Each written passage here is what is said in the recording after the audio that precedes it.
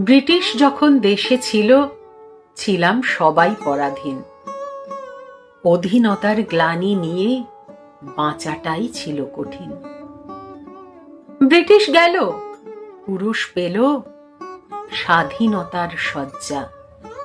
রইল শুধুই নারীর ভাগ্যে পরাধীনতার লজ্জা। একই সাথে লড়েছিল নর এবং নারী, যেন একটি পাখির দুইটি ডানা একই সাথে উড়ে বিশ্ব দেবে পারি।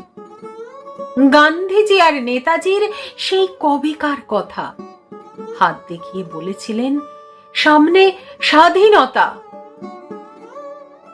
সেই থেকেই প্রতিটা বছর প্রহর গুনে যাই। দেশ তো হলো স্বাধীন, এবার আমরা স্বাধীনতা চাই। এখনো মনে প্রশ্ন জাগে, স্বাধীনতা কি?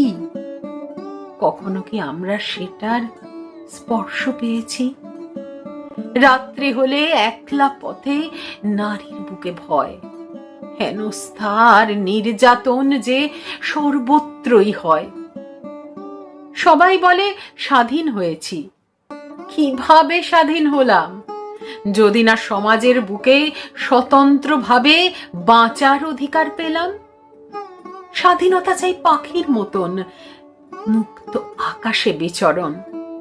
স্বাধীনতা চাই মনের ভাবনা সাবলীল ভাবে বলন।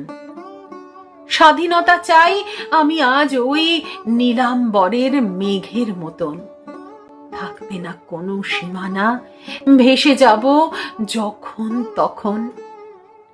ভারত মাতার স্বাধীনতা নিয়ে ঝরালে যে এত রক্ত, বলতে পারো নারী স্বাধীনতা তোমাদের কাছে কেনই বা এত শক্ত?